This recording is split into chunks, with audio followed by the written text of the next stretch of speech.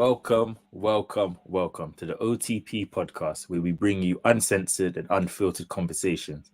I'm your host, or OJ, joined by my co-hosts, Mr. Y and Chinny. How you guys feeling? Bro, I'm all good, man. I'm live, man. You know what I mean? Looking forward to some ball this weekend. It's been a long time coming. I've kind of enjoyed sitting back and watching everybody else, but you know what I mean? It's time to, you know what I mean, to see my boys in action, you know what I mean? And obviously see what Liverpool do with Trent injury and all them things there. So yeah, man, I'm looking forward to it. How are you, Chinny? Well, I'm on my last legs today, boys. I'm on my last legs, but I'm sure you and Mr. Y will wake me up with some cheeky comments about Arsenal later. So I'm good to go, bro. Cool. Again, nobody asked me how I was, but I'm good. I'm Yeah. good. Thanks for asking. How you doing, though? It's all good. It's all good. I was going to compliment your hoodie, Mr. Y, because they said the Ralph Lauren is coming back into fashion. You know, see him talking about it a lot. You know what I'm saying? But it's all right. No one cares. They're just moving to the first topic, which is Arsenal and slump Palace. I'm going to direct this directly at you first, Mr. Y. What, Palace? Bro, it's been scary for me recently, boy. I mean, this whole season's been interesting because we've kind of had this whole narrative about control, and I've sat back and the performances haven't been as to my liking. But at the same time, I wasn't. I didn't want to be too critical. I wanted to give it time to grow to see how we evolve, if this is just, like teething issues, or is there going to be a step that we kind of like move forward onto? And so far, it hasn't happened.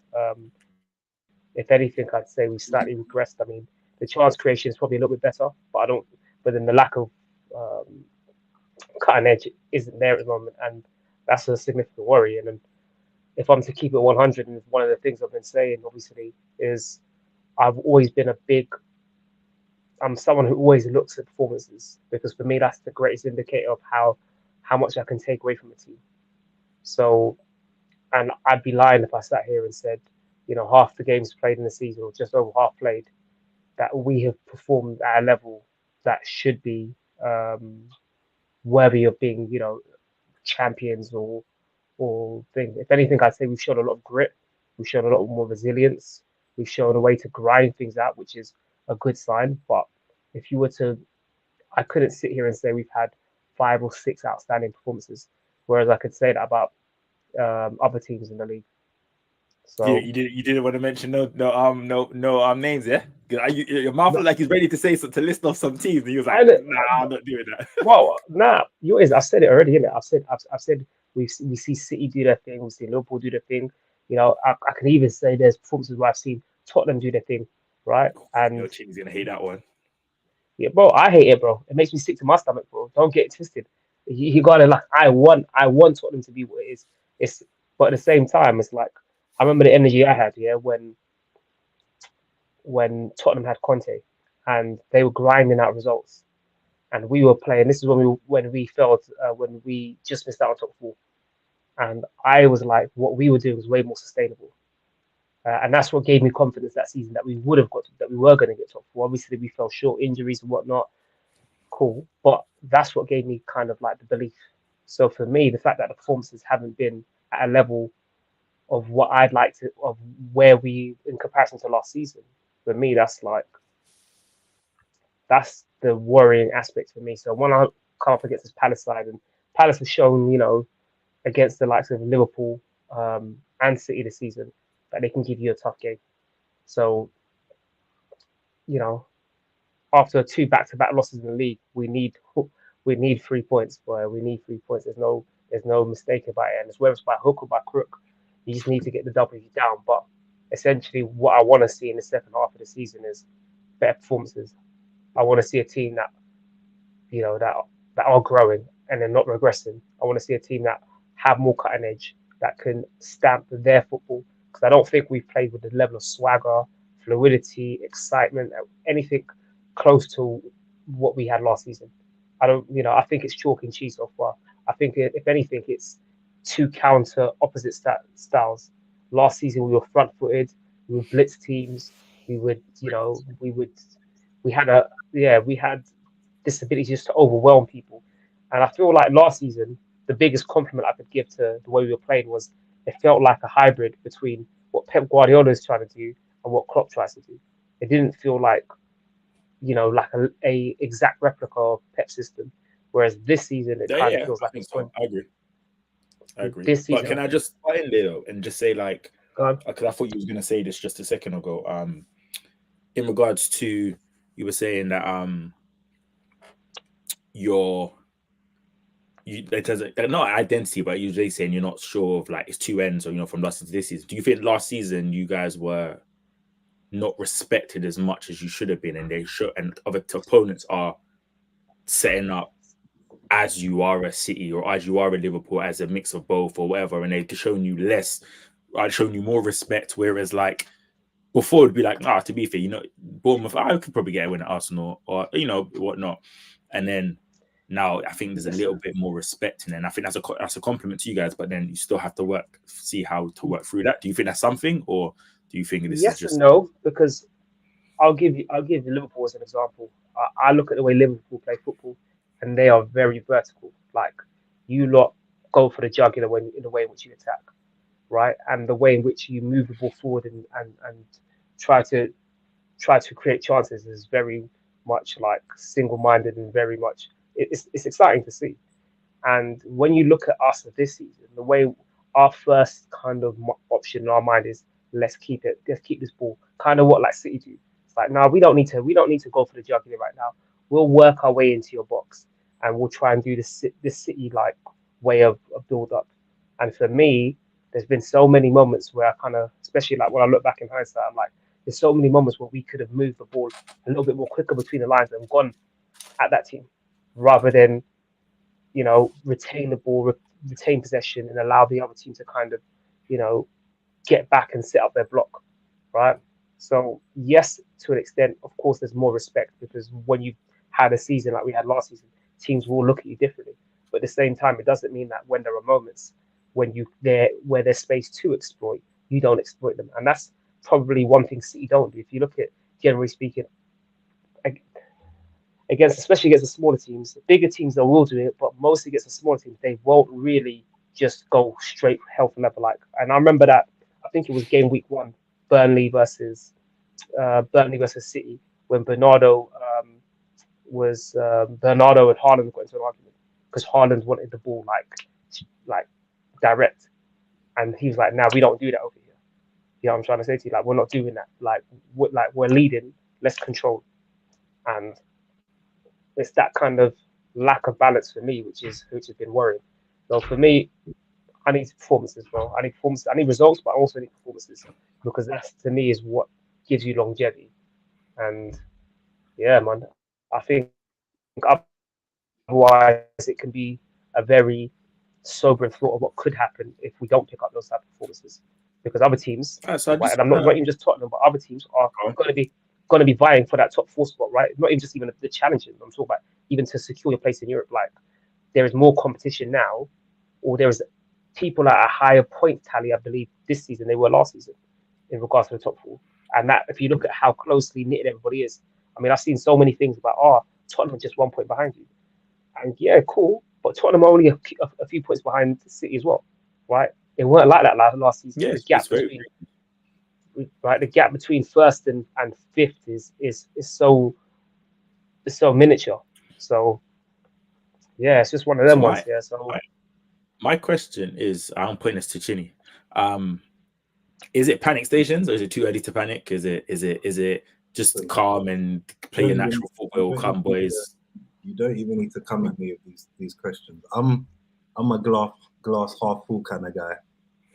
I'm not really a panic stations. I see the wrongs and I see where we can improve, but I don't like to. The way I look at it is literally the inverse to the way Mr. White looks at it. Like, yeah, we've been playing bad, but we're still here.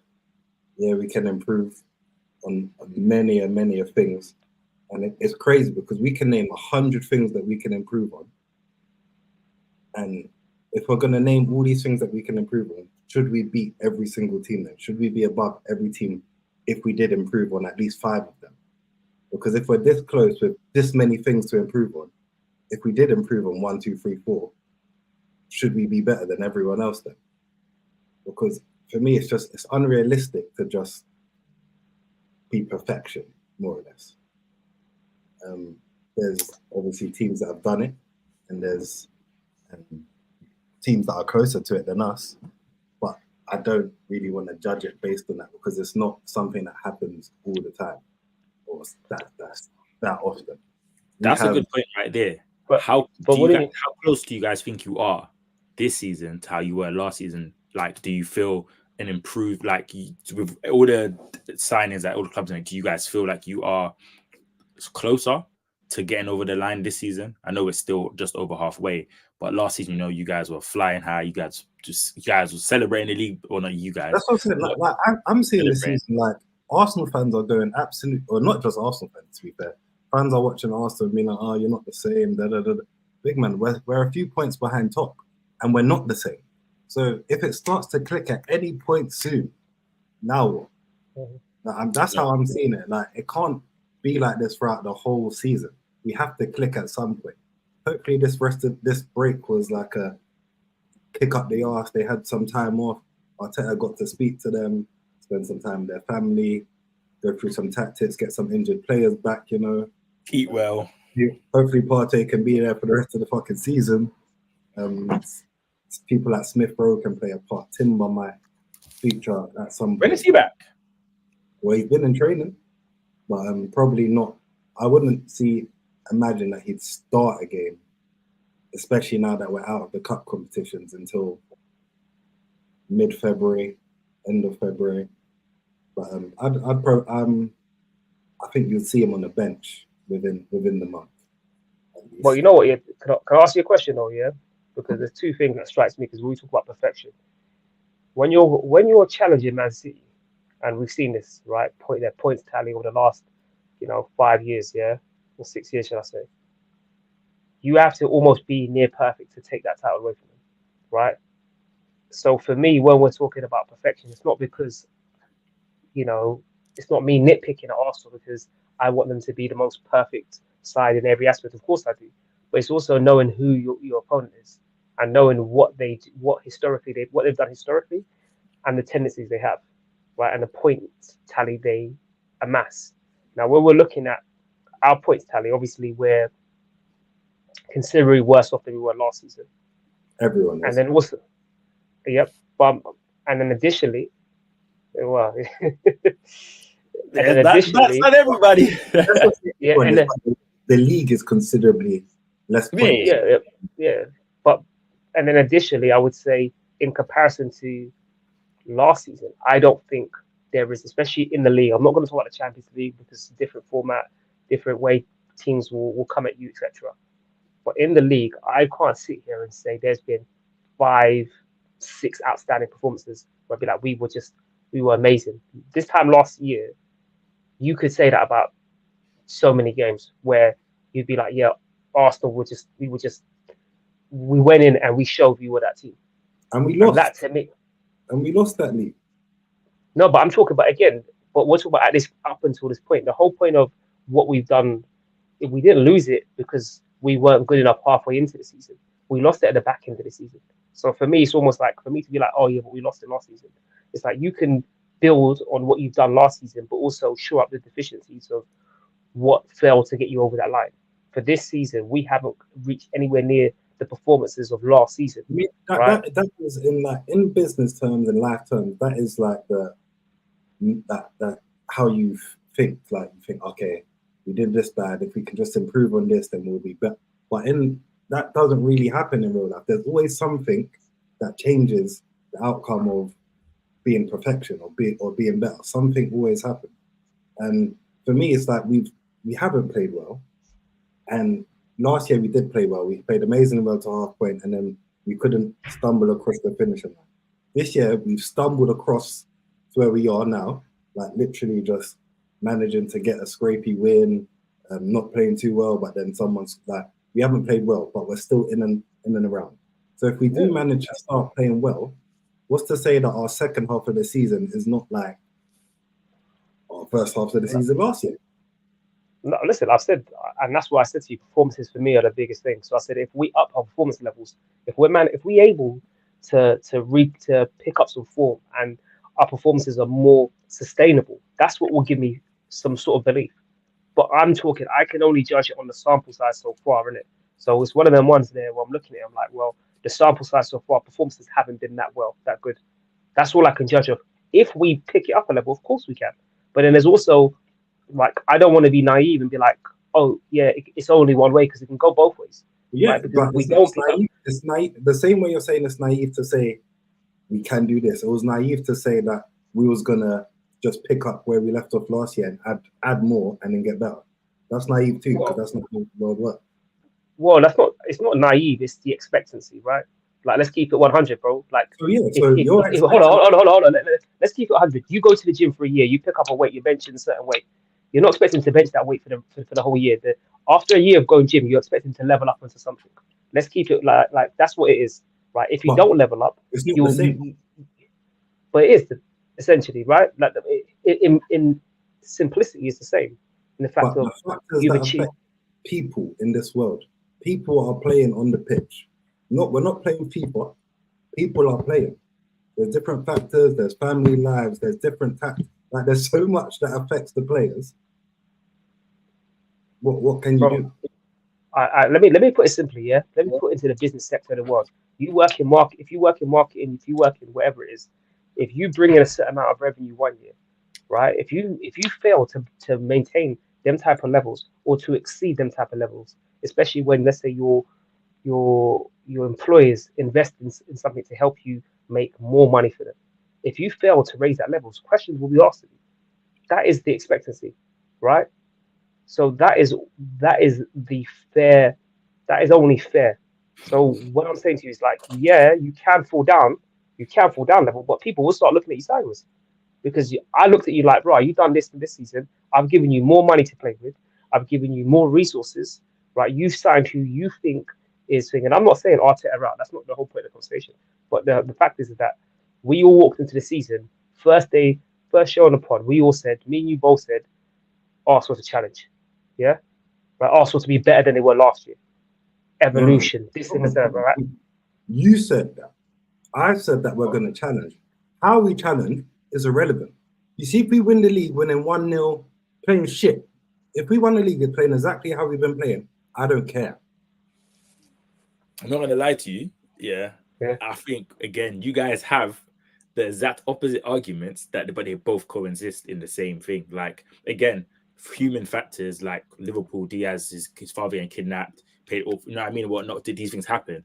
And it's very rare you get some. I don't think you have like enough world-class players who play consistently season throughout season, so you don't know. And then Saka's not played his best, blah blah blah blah. Martinelli might have played his best, blah blah blah. Next season might be a great season. That's how it works in football. But also, the stopping gap that kept you from winning the league, and you improve on that, you should realistically be saying, okay, we should crack on and compete and play a lot better than we're doing. The same way Man City they've been waiting for De Bruyne back. Arsenal fans have been waiting for Partey back. We're waiting. That is a. But do you have that luxury though? What, to have him back? Like, to wait for him. No, Man City can have that luxury. I can't lie to you. That's why. Yeah. That's part of the reason why we haven't played as well as we should. But it's a theory. It's not. It's again, because, like, if you said to me, like, this was the same team. Hold on. I'll tell you why it's a theory. Because you see, last season we had Partey and Granit Xhaka, right? So, for instance, we had a tried and tested midfield that we looked over. Can you go back to the 3 Arteta points? Then point to the. I can feel it. No. Look, we had. I hear it. No, we had a tried and tested midfield. Yeah, so I can look at that and say, it works. We had a balance. We were able to dominate teams. We know what they consist of. I can't sit here and tell you 100% with full conviction, because we've never seen it, right? Of how the pivot of Partey and Declan Rice would work on paper, on FIFA. Hold on, game of the season, and yeah, but again, but again, how we facing Man City, is different to how you face most other teams, because that double pivot was needed to also break up the attacking threat that they possess, right? You have to give whenever you play Man City, there's a lot of respect that you have to give that team, right? So if you don't give it, they're taking it. Just know that. Yeah, right. Yeah. So when you play a double pivot of them two, it's like, cool, you understand it, but you don't know how that's going to work against the low blocks. I can't sit here with confidence. Just like you said earlier, it's not FIFA, it's not FM. You don't know that them two men there are going to strike up the exact same perfect balance. They couldn't. Is that if you play right? them two men there, it means the rest of the attackers will be more fluid. They'll be more expressive going forward because they know that they have them two sitting there. If I was Martinelli and I said, oh my God, Declan Rice and Partey are sitting there with Saliba and Gabriel, it means that I might lose the ball and I know they're going to go win it back for me. Then I'm going to do more when I'm going forward because I know they're going to go get it. Well, bro, that's all hypothesizing on, like I see everybody on Twitter do this. There's all these people on Twitter that hypothesize, oh, this is how we're going to do tactically. This is how we're going to do. I'm not saying tactically. This is how it works. But I'm just saying to you, but I don't. Player, what would you do? No, but again, it don't. But yeah. But football. But listen, that goes back to your human point. Football don't work that way. Football don't work that way, bro. That is a human thing. I know what I'm saying, but then the opposite could happen. You do that, and then they ain't protecting the ball, and they're getting smoked. Right. Or the attacking players continue to. And also back to your point, Mr. Y, of saying, okay, on paper, this is how it works. So I should be able to be more expressive. So again, both points coexist very well. Right. But also remember this. But also remember this. Yeah, having Declan Rice and having Thomas Partey doesn't stop Martinelli and Saka from being clinical in front of goal or Jesus, right? So even that argument is it gives them the freedom to attack. Okay, it might make us a bit more. The whole aspect of chance creation might be better, but in terms of our plays underperforming, and I've said this before, Havertz ain't optimal for Martinelli to perform to his best of his abilities, but that doesn't mean that Martinelli's excused of some of the lack of clinicalness and the woeful shooting that he's been done. Just because it's not optimal, when you do get your chances, you are still responsible for putting the ball in the back of the net. That is what is expected of you after what you achieved last season. Right? Same with Saka, same with Jesus. Yeah. So it might give them a better platform, but again, it doesn't mean that they're all of a sudden going to turn around their performance. Like you said, they're human. Saka's been on a stinker. Jesus has been on a stinker. Martinelli's been on a stinker recently, right? So for me, I'm looking at, and even Saka this whole season, I've been saying Saka's numbers. Saka's had world-class moments this season, right? In terms of like number-wise, he'll produce moments which are like game-changing. But over the course of 90 minutes, or 60, 70 minutes, I'm not going to sit here and tell you I've seen Saka be as electric or anywhere close to as electric as he was last season in terms of performance-wise. I respect the fact that he's got more moments in him this season, which is, progression for him. But he also needs to be able to do things throughout a game and affect things throughout a game for us, especially the way we're playing. Same with Martinelli. So I'm just looking at it like, look, I hope when Partey comes back, he's the answer. But I can't sit here wholeheartedly and put money on it and be like, I know that midfield works. Right? I know that's going to give us a complete balance. The law of averages, forget Partey. The law of averages suggests that we won't be in a slump forever. Yeah, we won't be in a slump. But it doesn't mean you're in a slump when you go and quote that, right? Bro, but you know what? Though, we ain't just showing no love to Palace, though. If this is Arsenal's slump, I'm good with that, bro. Because if our slump means that we're 5 points off the top and still in the Champions League, keep me in that. Just know what happens when we come out. Hey, life comes at you fast, You'll blink, yeah, bro, yeah. out Champions League. Oh, bro, I blink. That's what I'm good. Yeah, but like I said, we don't know the slump is over. That's the issue, isn't it? We're not talking. It's not like the slump is over. Like we still got to play Palace and see how we do there. We still got to go Forest. Then we got Liverpool. The threat comes from Palace from this. Let's go back to this Palace game. Where do you think the threat comes from Palace? Let's talk about Palace's and their ability. The two brothers, man, Eze and Elise, who's a doubt, but them two are the big threats for me. So you think they're going into this game thinking? You don't rate Eze? Or you were saying one man? Yeah. Chinny, because Chinny was saying one man, innit? But I say one man, like, you know what I mean? I'm saying I don't rate him. In context to who he's going to come directly up against, I'm good with that still. I'm good with him being in the 10 against Rice. I'll take that. You try. I'm good with most people being in the 10 against Rice, if I'm honest. Whereas at least coming up against Zinchenko might be a bit more of a problem. Or Kivio. Yeah, that's a big more. You man rating him? Who? Huh? You man rating Kivio? Oh, get out of here, man. Yeah, listen, if I told you my thoughts on that player, boy, I mean, I'd be suspended for 6 months, bro. I'll tell you right now, bro. So what we saying? So they need. It's a game that both teams desperately need the win. Personally, Paris is always going to want to get a win. You guys need to do it just to get those past 2 games out, and to get the pressure off you guys and whatnot. So you're saying the 2 threats is coming from them 2. Can't see. Yeah. Edouard nicking a goal. Look, Palace and they can always be dangerous, isn't it? They always got that athleticism, and you know what I mean. I mean, they've got that PMP, that raw. I mean, put PMP up front. I mean, they've got Edouard. I think they've got what's his name again? The tall striker came from Germany. Name slipped my mind, but you know what I'm talking about. Yeah. So, Mateta. Is that right? Yeah. So like they're always able to produce moments, set pieces, or whatnot. But I don't think they have any pressure, Palace, personally, going into this game. I don't think Roy Hodgson's job is on the line based on getting 3 points against Arsenal or getting the result at Arsenal. I think the pressure is firmly at Arsenal's, doorstep. I think it's all on us to go out and get the W, because Palace will be going in there saying, look, they've lost 3 games in a row, 2 in the league, right? They need the win, right? We're not expected to pick up 3 points. Go out there and express yourself. Go out and stick to the game plan. Right. Like, so you frustrate them right? You frustrate them for a little bit. You get the crowd a bit nervy. The crowd, silence the crowd a little bit. You keep it 0-0. So I don't think Roy Hodgson will be going into that game with any amount of thing. I think he'll be well up for it and just be like, yeah, man, go silence that crowd. Make sure that you don't give them nothing to cheer about. And when it gets to 60, 70 minutes, that crowd will get edgy. That's, if I was a manager or a coach, that's the type of thing I'd be thinking of, putting across to the players in that kind of way. And like I said, man, they put in good performances this season at Liverpool, at home to Liverpool and away to City. So they're capable. 100%.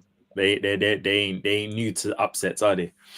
What about you, Trent? Anything you want to say on Palace before we move to the next part? Arsenal, I think it's a game for Arsenal. It will be a game of confidence. If they score early, that game, for me, I reckon that game will be done. Had we have scored right now for Arsenal, is will you score in the first half? And if you do, are you that's more or less it. Are you gonna have a good 20 minutes, score while you're on top on the 20 minutes, and then take the game from there? Because apart from Fulham, where we did score first and early, we haven't scored. And then the crowd start getting on you. The players start missing chances and then missing chances, loose passes, loose shots. And then it just makes for all our attacking players to have a bad game. And then our defensive players, obviously still defending on the other side. It's a really hard turnaround. I think we're just lacking confidence. I think an early goal, ideally for Martinelli, I think because he's the one most lacking in confidence for me, would be vital to swing. I'd say 2 goals, bro. Because I think if it's 1-0 and we're in the 80th minute, I think it gets nervy at Emirates, bro. I'm not saying stay 1-0 up. I'm saying we just need an early goal to kick on. Oh yeah. I just think we need to get a goal, 2 goals quickly, bro. I think get one early in the first half and another in the second half to kill that game off. I think if it's 1-0 going into the 80th minute, I think Palace would be ecstatic with that, boy, because the crowd will get nervous. And I also feel like because the attackers have been so misfiring this season, I think it's put more mental pressure on the defense. I think there's more lapses in defense over the last few games because the man them up top ain't doing their job. You know what I mean? And it's almost like if you don't do your bit now, the whole thing falls apart. What about mentally? Kind of psychology. But mentally, do you guys think you have enough leaders and the right mentality in your group Oh, don't put the Gary Neville on us, bro. No, it's true. No, but you know what I mean? Like to help your team, push your team out of short. Not quality, because you got quality players. Oh, damn! I'm a Gary Neville, in it. But what do you guys think? I'm gonna add that to you, Mr. Y, and then we'll move mentally, yes and no, because I think mentally we've got the resources to get out of the slump, but I also feel like mentally we don't have the player that says. I mean, mentally of the players you have, not like you can get money and add. No, I'm saying to you, I'm like the likes of Declan Rice, Saliba. I think they've got a good enough mentality to help them get out the slump, right? Partey's, when he comes back, is well versed, right? I think we've got the ability to get out. What is when he comes back? What about we're talking right now?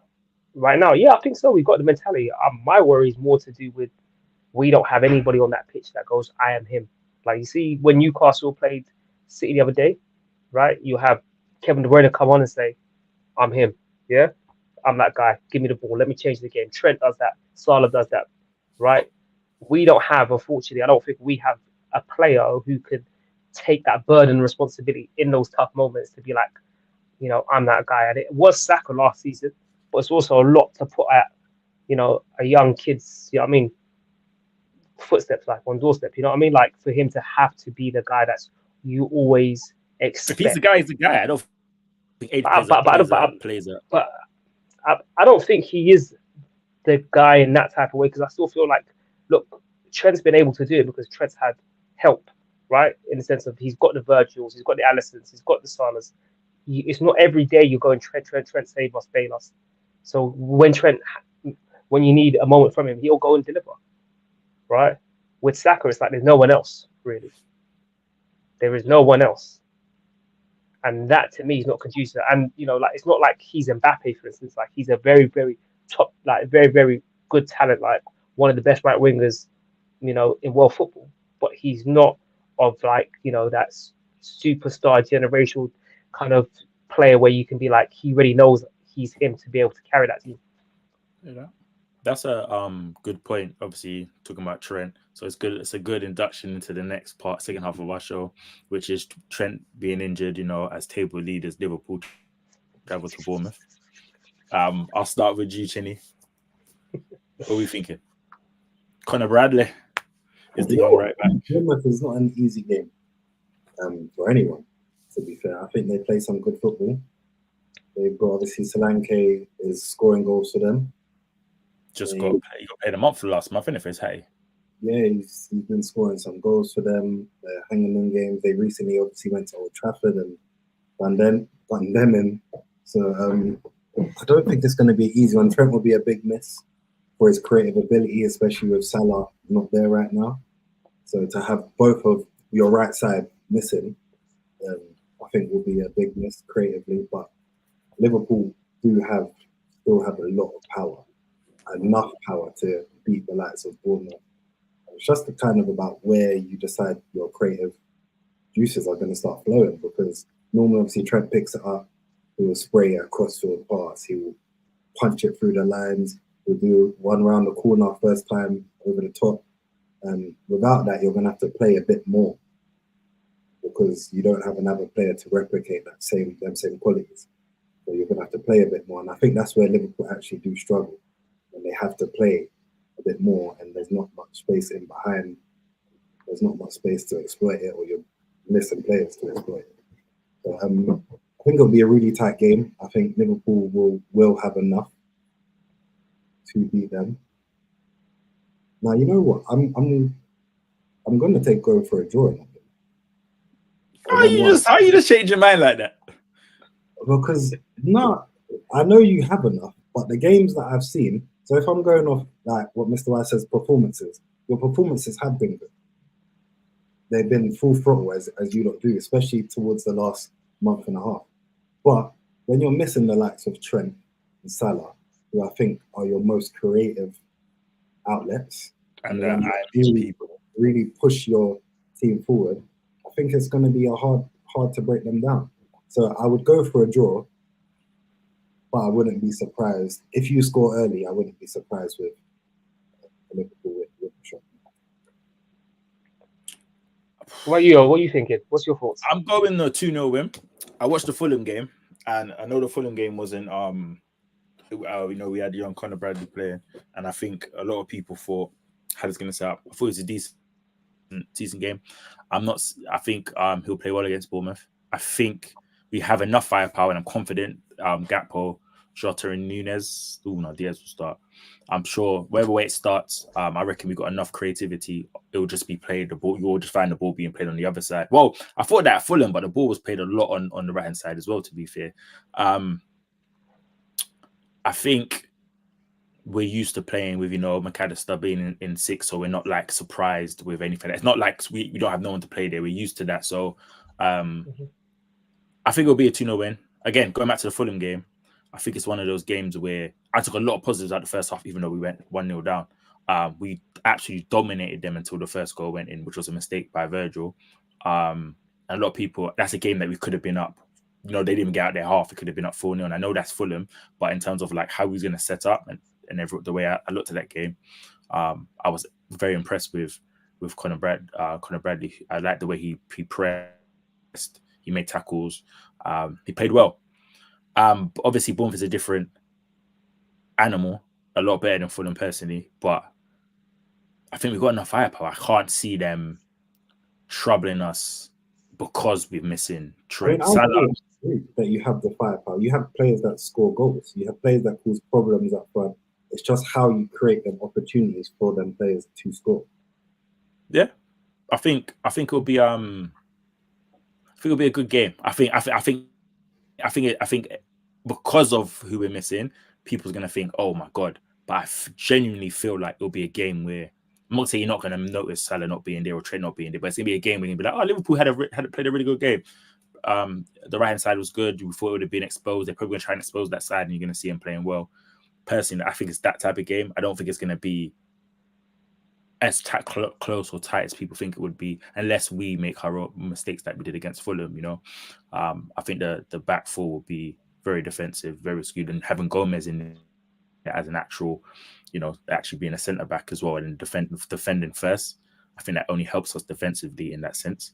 But I can't see Bournemouth. I can see everyone else has football. Everyone else has a chance on goal, but I don't see it going the way people think it's going just because Salah and Trent's not there. I think we'll have a very positive game, and that's going to be a insight to how far we've gone or developed since the last AFCON and stuff, like when we lost our players and lost these players. I feel like you're going to see our players are going to really thrive off this opportunity that we played, or you're trying to make up the goals. Sorry? How long is Trent out for? Trent should be back for the next Fulham game, I believe. Which is what, midweek? Yeah. But Wednesday, I think Wednesday you play Fulham, innit? Wednesday? Yeah, you just had the Norwich game now, so is it Norwich there back? Let me check quickly. Yeah, go, Mr. Y. I'm gonna get the exact dates. I'm not gonna lie to you. Yeah, I feel this is gonna be a banana skin type of game, right? For you lot, because I talked about superstars earlier, right? And for me, you lot have 4. You've got Virgil, you've got Alisson, and then your 2 more offensive ones, right? Even though Trent's a defender, but for me, he's an offensive outlet, right? It's him and Salah, and I feel like with those 2 out of the picture, I feel like this will be a game that you probably struggle, especially away to Bournemouth on that tight pitch. Bournemouth are in very, very good form. I remember having conversations, I think, with Scorch and everything about Areola, and I was talking about philosophies and how important it is to have philosophies and principles and how important it is to stick to it. I think we had it on this. I'm not sure if we spoke about it on here or it was on. I think it was on here we had that conversation about Areola, and I think I had him as my manager to be a surprise at the beginning of the season when we first did. That was the first show. Yeah. So, but yeah, I've been very impressed with him. Obviously, he's done well against bigger teams. Won at home against Newcastle. Got a result. I know United are on a slump, but got a result against United. Plays with a good brand of football. Got Dominic Solanke firing. So I think they can give you problems. And one of the things about Liverpool, although they've had good performances, they've had a lot of moments this season where, you know, the game changes, right? These star players make the difference. Whether it's Alisson making huge Chelsea or Arsenal, so the end of January, beginning of February. So one of the two games. Sorry to interrupt you. But go on. Yeah, hopefully it's after the Arsenal game. Might be sooner. Bro, hopefully not. But yeah, but going back to what I was saying, yeah, like you've had a lot of when your performances haven't been at a standard, and when I was critical of your performances, it was your standout superstar to me that stood out. Like the Alissons, the Virgils, the Salahs, the Trents that produced moments either defensively or offensively to win you the games. And I feel like missing 2 out of those 4 will have a serious impact on your attacking fluidity, especially in away games. Even the build-up, obviously, I hear that.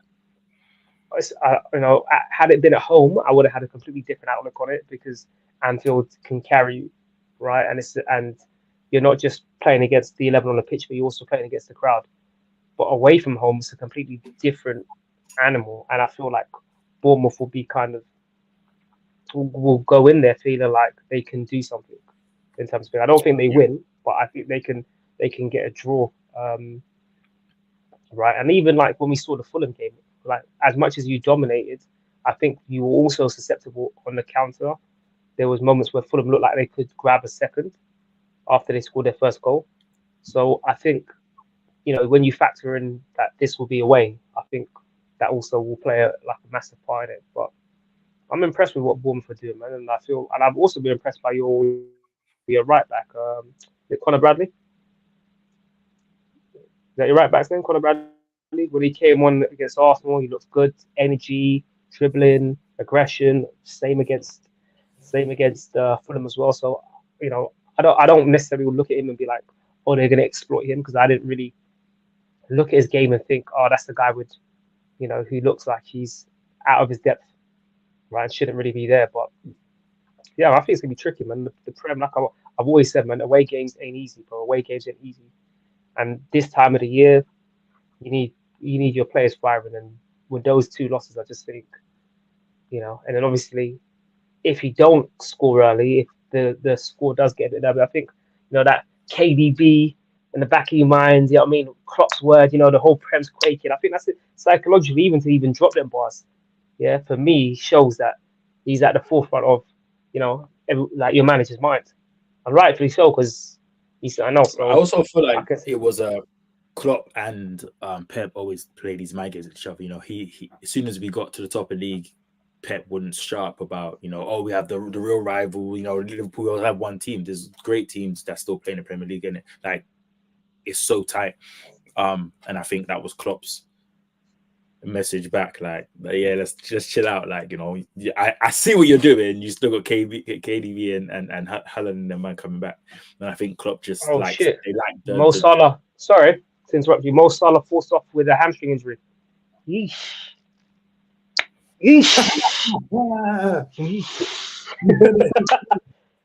Bro, breaking news. Mo Salah. Yes. A hamstring injury. He's out of the rest of the afternoon. And yeah, I need to go. You man finish this stream, innit? Man, gonna go call his witch doctor. Gonna give him injections. Boy, I'm telling you, boy. But yeah, man, I think it'll be a decent game, man. I'm looking forward to seeing what could happen, boy. And Troy Deeney just got sacked as well, so that's interesting. I just read that. Troy Deeney's a savage. I think we can touch that, boy. Oh, your face is looking all kind of stressed, right? Do you know why? This is my life on FM. This is my life in real life. Hey, bro. That press conference. Let's talk about Troy. Troy. Hey, listen. He got never give a stick for what he said. And I would say one thing. I didn't listen to the whole interview, so I can go over only the parts of it I heard. It's like, you know, when you get a man that's hood and he don't know how to speak properly. That's what I got from man that don't understand how to communicate properly. They still haven't done the etiquette. You know what I got? Not that he can't articulate himself. It's that he has this big time aura. Like, yeah, I'm Troy Deeney. I played Prem, scored goals. I'm coming to tell you that, big man, shut up, man. Just go and manage your team. Well, he said he's better than Hurricane, innit? What kind of nonsense that? He's coming out talking after every game, you know, getting bare airtime. with a Celine hoodie on. Over Twitter, man's manager for a screen. Why is he getting so much airtime? I don't get it. You know what? Yeah, I can't lie. Yeah, listen, as a black man, yeah, I've been advocating for black managers, and this man just set us back 100 years, bro. You know what? I'm biased, man though. set us back, bro. You set us back, bro. At Watford, and I'm not gonna lie, that's not the trade. That trading is not what I meant. That's not the trade. Yeah, but I'm putting like he's right here. So the trading I met, nicest guy ever. But you got to remember as well that when you're head honcho, when you're the leader of the pack. No. He fucked up. I ain't capping. No, I'm just saying. No. What I'm saying to you, I'm just saying. I like trading. You know, when you have personal experiences with people. Multiple times. You know, I did some work with them for for 2 years, and he was a top guy. But to be fair, he's still kicking ball. No, I hear that. I'm just saying to you, pressure changes people. Like when you're a head honcho, when you've got to lead that pack, there's a different level of responsibility, and obviously. The way, like, you can't have a hooligan coming and manage the club. You can't, bro. You know what I'm saying? Bro, don't even put him in Thierry's sentence. That's even disrespectful to Thierry, bro. Because I can slightly imagine him telling guys, yo, listen, bro, that type of performance here deserves me to bang you in your face. That's the type of manager he reminds me of, bro. Like, this is goals football, bro. That's what he was telling man told that Dabo kid, like, yo, 6 months ago, you were about to kick ball, you missed a pen to get your team into the Prem, and now you won't even kick ball in National League. Do you know how disrespectful that is, bro? Hey, you know the ones they think they're right though. It's the ones you need to play football in the block or something. You know them. You go to the estate and they had the little park inside. And you play football in there and everyone's playing. And so that one guy like, come on, man, you need to do and you're playing in there, and you're thinking, you don't know what you're talking about, bro. What you doing? That's tough love. Don't work with everybody, you know. He's out here moving like Jose, bro. He's out here moving like Jose, but his performances are like Gary Neville's, bro. I really don't understand. But what about Trey? Not Trey. What about Ivan Toney? Before we still got some time. What about his comment? Because he was getting ripped apart. Right, Ivan is a bad man. I still don't want him at Arsenal, but he's a bad man. He comes out and disrespects Brentford all the time, live on air. On interviews, on tweets, he doesn't care. On bets, he doesn't give a damn, and they still love him because he scores goals. He's a bad man. He knows what he wants, and no one can tell him nothing. Innit? I respect that. You know what? Yeah, there's this thing that us fans do. Yeah, we create this idea of loyalty in the game. There's no loyalty in this game, bro. There's no loyalty in this game. I'm telling you right now. You do what's best for you and yours. Yeah, I'm trying to say to you. Man is 27 going on 28. He ain't got a long career. Man was kicking ball, you know what I mean, League One, Championship. You think he ain't gonna jump at a chance to move to change his life forever? Like, I saw the hair thinning a little bit at the top as well. So he's ready. He's ready to make that last big move, bro. I know he just come off a bin. He looked like he just come out the bin. What? Because you ain't gonna play, you don't want to get a trim. Nah, you know that one thing. You know about that back in the day, they kick ball or they gone away for a little bit or whatever, and they don't get the haircut. But they want to show you that they've had hard times, so they don't get a haircut too, or a beard's a little messy. But you didn't do that. You just weren't doing that, bro. Anyone that's watching, I feel you. Right. But yeah, no, that's interesting. You know what? I rate it, man, because end of the day, you're the master of your own destiny, right? So, like, if closed mouth don't get fed. You don't talk your shit. If you don't let people know, yo, listen, I'm open to it. But he might not go anywhere. He doesn't need no agent, no PR. He's his own PR, his own marketing. He's doing his own thing. Well, he's shooting a shot, bro. That's what he is, bro. He's shooting a shot, bro. And he's scoring. Might as well put his price tag live on air and just tell everyone what's needed. Man, that's cool. Selling his booty out here, but he's a madman. Now, again, though, that's a good place to wrap it up. I just want to say again, thanks to everyone who's watching, to subscribe, like, follow. You know, we're on Insta. I keep saying Twitter, but it's X now, innit? TikTok, obviously YouTube. and just keep subscribing, liking, following. So that's it. And thanks for the love. Also, thank you to my co-hosts, Mr. Y and Chinny. Anything you guys want to say before we end this? Yeah, man. Let's Arsenal fans watching, let's keep the positivity. Let's not be like Mr. Y. We need positive aromas, positive feelings in here. Opposite Tradini, yeah. Throw some nice comments in there. Cuss Mr. Y at him. Do what you gotta do, bro, because we need some positive energies in there, innit? Hey, listen, man's throwing abuse my way, you know. Listen, law of attraction works, boy. We don't condone bullying behavior or zero tolerance. Listen, I'll put his ad in the comments. Hey, listen, if this law of attraction shit worked, boy, we'd be top right now. But it is what it is, man. Yeah, like, subscribe. Yeah, I mean, follow us all. Keep watching and love people. Yeah, we'll end it there. Thanks, guys.